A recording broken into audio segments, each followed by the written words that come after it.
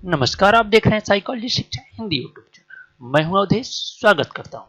Most important question series को आगे बढ़ाते हुए आज हम लोग अगले प्रश्न पर बात करेंगे।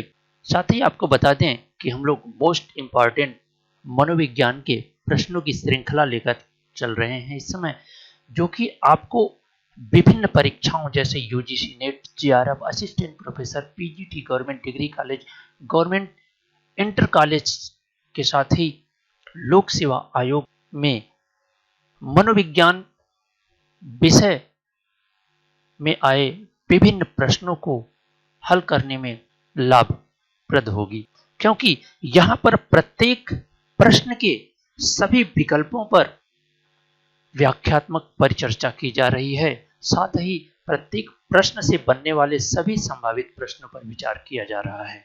तो अगर आप इस चैनल पर नए हैं तो आप चैनल को करें लाइक और सब्सक्राइब, साथ ही बेल आइकन दबाना ना भूलें, ताकि अपलोडेड होने वाली सभी वीडियो की इंफॉर्मेशन आपको मिलती रहे।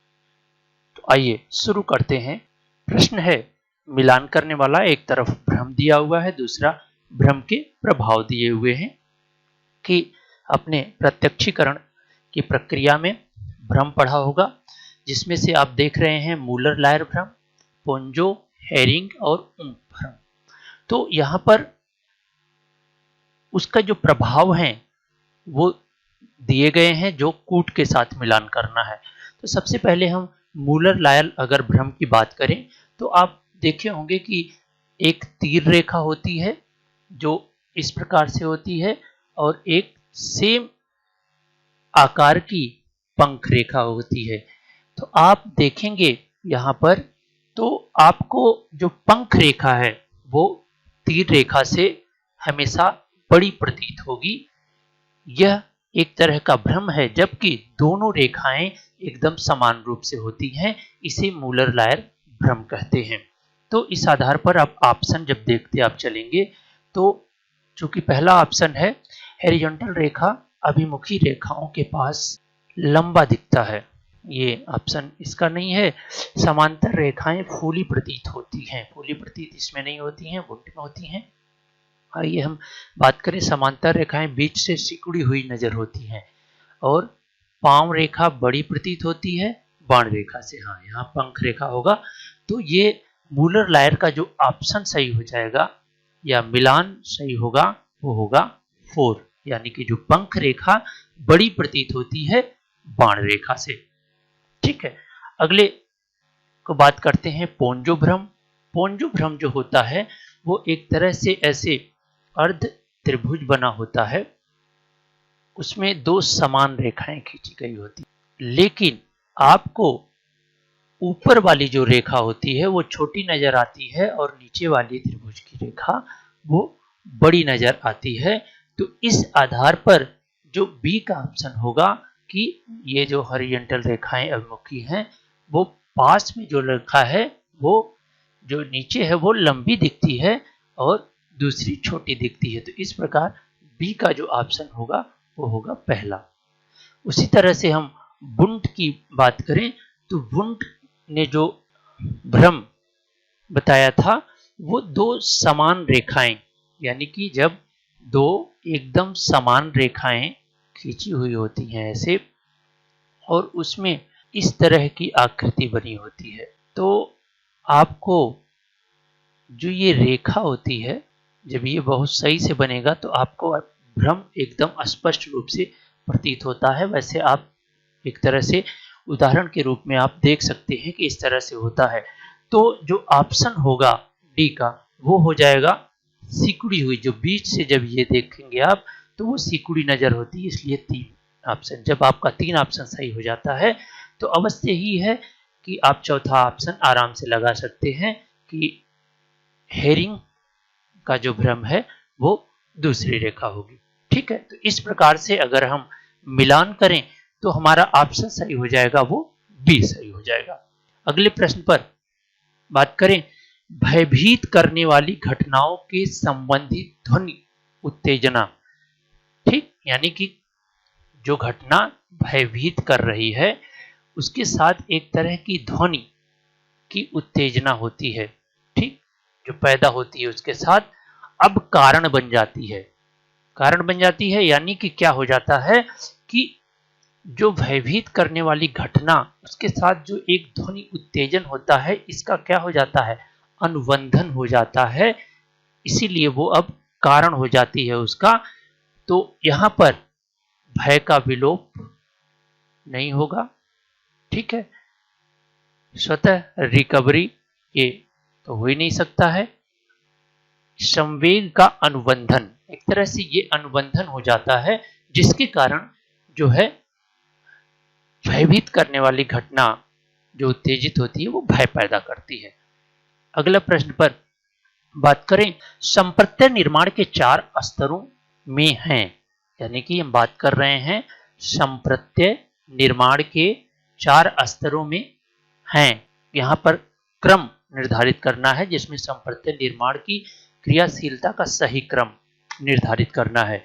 तो चूंकि जब हम कॉन्सेप्ट फॉर्मेशन करते हैं तो उसका एक निश्चित क्रम होता है, उसी क्रम को यहां पर अरेंज करना है। ये 4 ऑप्शन दिया गया, सामान्यीकरण, तुलना, संज्ञानात्मक संरचना और संवेदी प्रतिमा।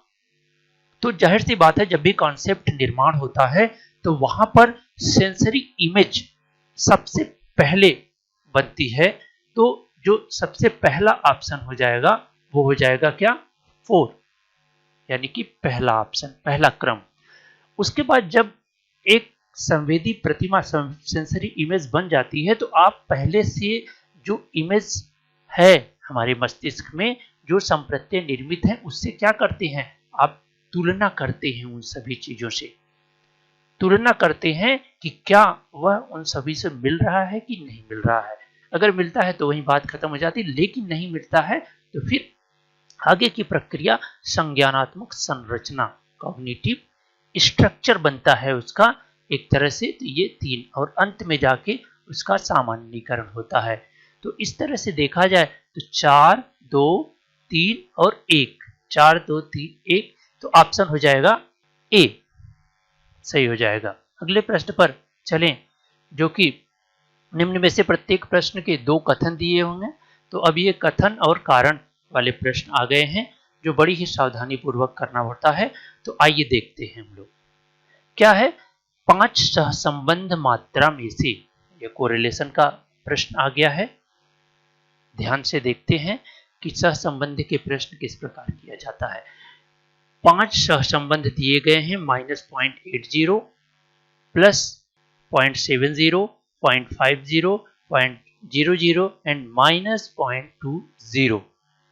x तथा y चरों में सबसे प्रबल जो सहसंबंध, धनात्मक सहसंबंध, प्रबल धनात्मक सहसंबंध है वो कितना है, 0.70 है। ये अभिकथन है। इसका कारण क्या है कि 0.70 सहसंबंध की मात्रा यह प्रदर्शित करती है कि जब x बढ़ता है तो y की भी वृद्धि होती है, ठीक है। चूंकि आप जानते हैं कि सहसंबंध 2 या 2 से अधिक चरों के बीच आपसी सहसंबंध को वर्णित करता है। धनात्मक सहसंबंध किसी भी 2 चरों के एक साथ घटने और बढ़ने की प्रवृत्ति को प्रदर्शित करता है और ऋणात्मक चर किसी 2 चरों के विपरीत घटने बढ़ने की प्रवृत्ति को प्रदर्शित करता है।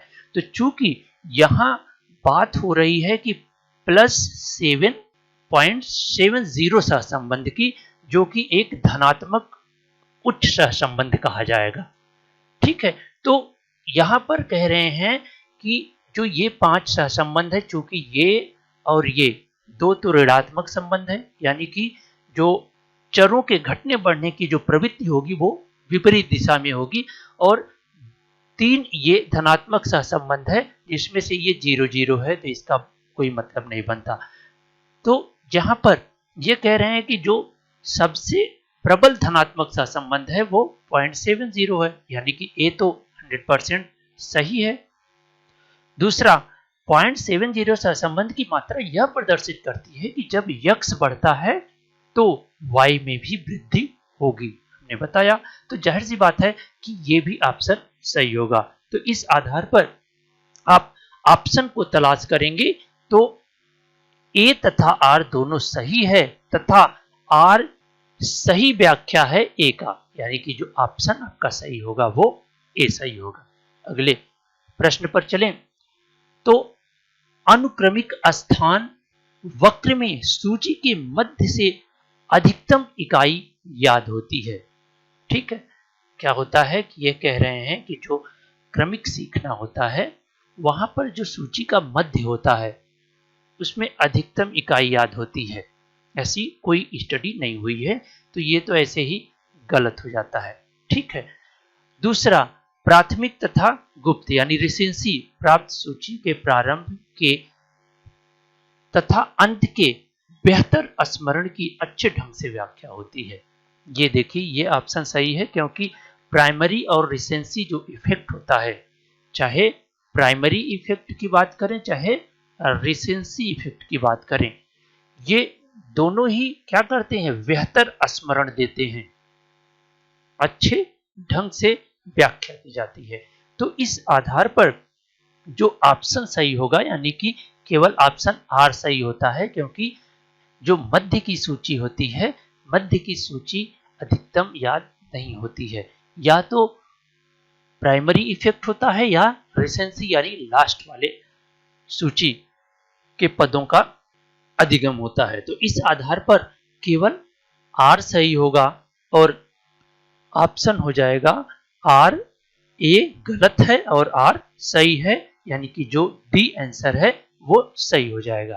अगले प्रश्न पर विचार करें, ब्लॉकिंग प्रभाव का बेहतर पूर्व कथन रेस कोलरा बैगर प्रतिमान में है क्लासिकीय सिद्धांतों की अपेक्षा। चलिए अब बात करें कि ब्लॉकिंग प्रभाव, जैसा कि हम पिछले व्याख्यानों में आपको पढ़ाया है कि Comins blocking effect, blocking effect हमने पिछले ही व्याख्यान में आपको पढ़ाया है कि यह क्या है, रेस कोलरा वैगनर का जो सिद्धांत है, जो क्लासिकल कंडीशनिंग पर आधारित एक नवीनतम शोध माना जाता है रेस कोलरा वैगनर का, उसमें यह अध्ययन बहुत ही महत्वपूर्ण है। कॉमिन्स ब्लॉकिंग इफेक्ट जो कि क्लासिकी सिद्धांतों की अपेक्षा बेहतर परिणाम देता है, तो यानी कि ये तो सही है। ठीक है, तो दूसरा, बाद के सिद्धांतों ने अपनी व्याख्या अवधान प्रक्रिया को समाहित, चूंकि हम यहाँ पर क्लासिकी अनुबंधन की बात किया जा रहा है तो वहां पे ये चीज गलत हो जाती है कि अवधान प्रक्रिया को सम्मिलित किया। तो इस आधार पर जो ऑप्शन सही हो जाता है वो हो जाता है सी, यानी कि ए सही है और आर गलत है। ठीक है, आपको अच्छी तरह से समझ में आ रहा होगा। अगर आपका कोई भी कमेंट हो या कोई भी प्रश्न पर कोई डाउट हो तो आप कमेंट कर हमें पूछ सकते हैं, हम अवश्य ही उसका जवाब देंगे। साथ ही साथ इसके पहले की अगर वीडियो आपने अभी तक नहीं देखा है तो आपका उसका लिंक डिस्क्रिप्शन में मिल जाएगा, आप उसे देखें। साथ ही साथ जो व्यूअर अगर इस चैनल को अभी लाइक या सब्सक्राइब नहीं किए हैं तो जल्द से जल्द सब्सक्राइब करें ताकि आने वाली वीडियो आप तक पहुंचती रहे। अगले प्रश्न पर चलें तो एपरेंट मूवमेंट यानी आभासी चलन में प्रकाश की दो रेखाएं मध्य दूरी बढ़ाई जाती हैं तो समय अंतराल को भी बढ़ाना होगा ताकि चलन का प्रत्यक्षीकरण हो। आइए अब ये अफ्रेजल मूवमेंट की बात कर रहा है, जो कि अफ्रेजल मूवमेंट को सबसे पहले अगर कहा जाए तो गेस्टाल्ट के जनक, गेस्टाल्टवाद के जनक कौन थे,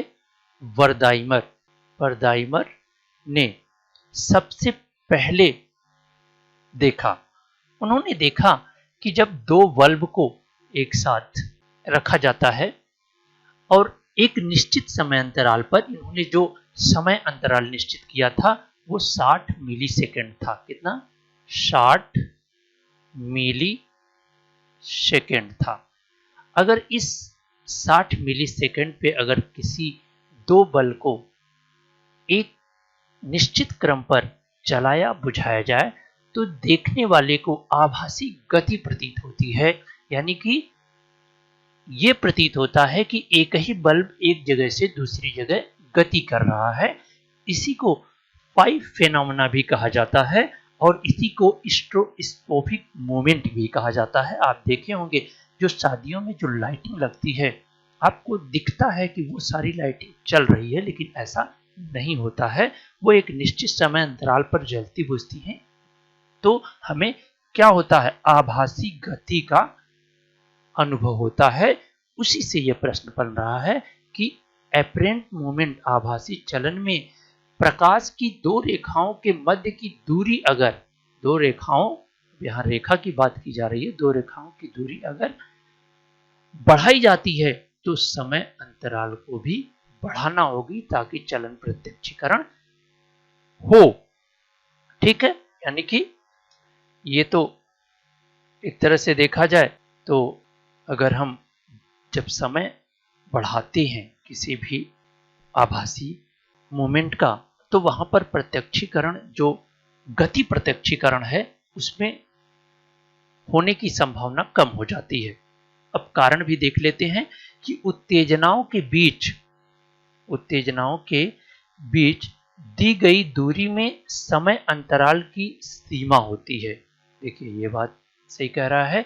उसके प्रस्तुतिकरण के बीच जो आभासी चलन प्रस्तुत करती है, यानी कि एक निश्चित सीमा होती है जिसके बीच ही होने पर जो है हमें आभासी गति का अनुभव होता है, अन्यथा नहीं होता। तो इस आधार पर जो ऑप्शन ए होगा वो ऑप्शन ए सही नहीं है तथा आर व्याख्या करती है कि ए क्यों नहीं सही है। एकदम सही चीज ये कह रहा है कि जो सीमा अंतराल जो हमने बताया कि ये मिली 60 सेकंड होना चाहिए, तो अगर आप समय अंतराल बढ़ाएंगे, यानी कि सीमा बढ़ाएंगे, तो जो आभासी गलत चलन है वो नहीं होगा।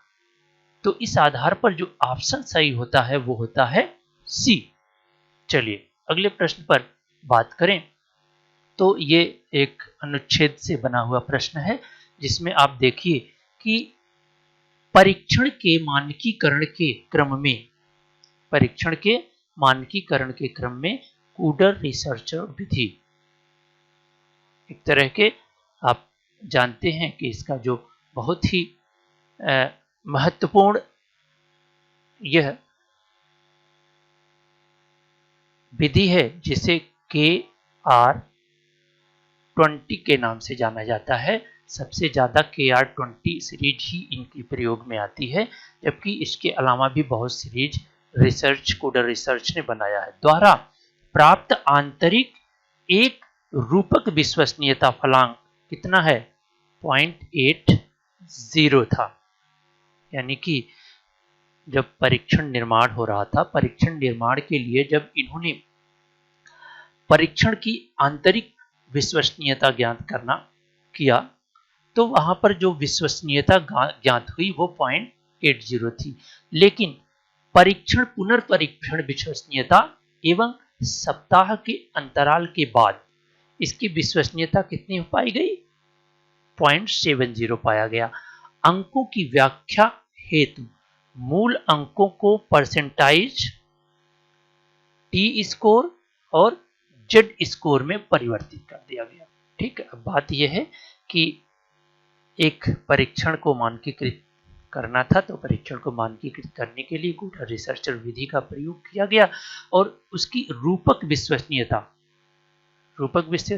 फेस वैलिडिटी ज्ञात किया गया, जो कितना प्राप्त हुआ, 0.80 प्राप्त हुई। लेकिन एक सप्ताह के बाद रीटेस्ट किया गया तो विश्वसनीयता 0.70 प्राप्त हुई। तो उनके जो अंकों की व्याख्या के लिए क्या किया गया, उनके मूल अंकों को टी स्कोर और जेड स्कोर में परिवर्तित किया गया, जो कि एक मानक प्राप्तांक होते हैं जिनका एक निश्चित क्या होता है, मीन होता है और निश्चित मानक विचलन होता है। तो इसमें परिवर्तित कर दिया गया। तो अब प्रश्न पढ़ा जाए तो प्रश्न इससे बन रहा है कि कूडर रिसर्चर विश्वसनीयता अनुमान देती है। क्या अनुमान देती है? कि प्रतिक्रियाओं के बीच समानता की मात्रा कितनी है। प्रतिक्रियाओं के बीच समानता की मात्रा कितनी है? किस सीमा तक आइटम के बीच इंटर आइटम सहसंबंध है। चलिए ये तो सही है। सीमा जहां तक कि परीक्षण के दोनों आधे भाग सहसंबंधित है। आधे भाग की तो बात हो नहीं रही है यहाँ पे, ठीक है। अगला, अंकों की स्थिरता कितनी है। तो इस आधार पर ऑप्शन जो सही केवल दिख रहा है वो ऑप्शन दिख रहा है बी। क्यों दिख रहा है? कि किस सीमा तक आइटम के बीच इंटर आइटम कोरिलेशन। चूंकि आप जानते हैं कि जब भी हम किसी परीक्षण का मानकीकरण करते हैं तो इंटर आइटम कोरिलेशन ज्ञात करते हैं। इंटर आइटम कोरिलेशन ज्ञात करते हैं, यानी कि जो पद होते हैं, जो एकांश होते हैं, एकांशों की आंतरिक सहसंबंध ज्ञात करते हैं। क्योंकि ये पता चलता है कि क्या वो आइटम एक ही विशेषता, एक ही गुण या एक ही क्षमता का मापन करने में योग्य हैं या नहीं है। तो इस आधार पर इंटर आइटम कोरिलेशन ज्ञात किया जाता है, जबकि ये जो ऑप्शंस हैं ये इससे मिलान नहीं खाते हैं, इसलिए ऑप्शन बी सही होगा। अगला प्रश्न पर बात करें तो पुनर्परीक्षण विश्वसनीयता फलांक 0.7 प्रदर्शित करती है। यानी कि जब एक सप्ताह बाद टेस्ट रिस्टेट हुआ तो उसकी जो विश्वसनीयता गुणांक आया था वो 0.70 आया था, जो कि KR20 के से कम था। ये क्या प्रदर्शित करता है? ये देखना है कि प्रयोज्यों के अंक एक सप्ताह में बिल्कुल बदल गए। ऐसा तो हो नहीं सकता। प्रयोज्यों के अंक एक सप्ताह में बिल्कुल बदले नहीं हैं। क्यों भाई? थोड़ा बहुत तो परिवर्तन हुआ है। प्रथम प्रशासन से अच्छे अंक पाने वाले प्रयोज्यों ने दूसरे परीक्षण में कम अंक प्राप्त किए हैं। अच्छा, प्रथम प्रशासन से अच्छे अंक पाने वाले प्रयोज्यों ने दूसरे परीक्षण में कम अंक प्राप्त किया है, ये कोई मायने नहीं है। अगला प्रश्न देखते हैं। प्रयोज्यों के अंक में एक सप्ताह में आमूल परिवर्तन होने की संभावना नहीं है। ठीक है, तो ऑप्शन ये डी सही होगा। एक सप्ताह में ही बहुत अधिक परिवर्तन होने की संभावना नहीं होती है, इसलिए जो डिफरेंट आया हुआ है वो बहुत कम आया हुआ है, क्योंकि ये भी उच्च सहसंबंध प्रदर्शित करता है। अगले और इस सीरीज के अंतिम प्रश्न पर विचार करें तो प्राप्त अंक को टी प्राप्तांक में इसलिए परिवर्तित किया गया, क्योंकि टी प्राप्तांक में किस लिए परिवर्तित किया गया? ये क्योंकि हमने बताया कि टी, जेड और परसेंटाइल प्राप्तांक क्या होते हैं? एक मानक प्राप्तांक होते हैं जिसका मीन और मानक विचलन निश्चित होता है। तो अब देखते हैं क्यों बदला गया कि एक व्यक्ति का अंक दूसरे व्यक्तियों के अंक के संदर्भ में समझा जा सके। हाँ, ये तो बात सही है, क्योंकि जब हम किसी भी रॉ स्कोर को किसी मानक प्राप्तांक में बदल देंगे तो वह एक दूसरे व्यक्तियों के या अंकों को समझने में आसानी हो जाती है। अब टी स्कोर की जो सीमा है वो 0 से 100 तक है, ये तो गलत है। प्राप्त अंक उपलब्धि का सही मूल्यांकन प्रकट नहीं करता है, ये भी गलत है। टी स्कोर का मध्यमान 50 तथा प्रामाणिक विचलन 10 है। ये एकदम करेक्ट ऑप्शन है कि जो टी स्कोर होता है, हमने बताया कि जो भी मानक प्राप्तांक है उसका जो मध्यमान और मानक विचलन फिक्स होता है, तो टी स्कोर का जो मानक मध्यमान होता है वो 50 होता है और विचलन 10 होता है। तो यहां पर जो ऑप्शन हो जाएगा वो डी आ जाएगा। लेकिन अगर ये ऑप्शन नहीं होता तो ये भी ऑप्शन सही हो जाता, क्योंकि जो मूल प्राप्तांक, जो रॉ स्कोर होते हैं, उनको मानक प्राप्तांक में इसीलिए बदला जाता है ताकि उनकी आराम से तुलना की जा सके या उनको समझा जा सके। ठीक है, तो मुझे उम्मीद है कि आपको यह व्याख्यान पसंद आया होगा, और अगर पसंद आया है तो वीडियो को करिए लाइक, चैनल को करिए सब्सक्राइब, साथ ही बेल आइकन को दबाना ना भूलें ताकि अपलोडेड होने वाली सभी वीडियो की इंफॉर्मेशन आपको मिलती रहे। आपका यह वीडियो व्याख्यान अंत तक देखने के लिए बहुत बहुत धन्यवाद।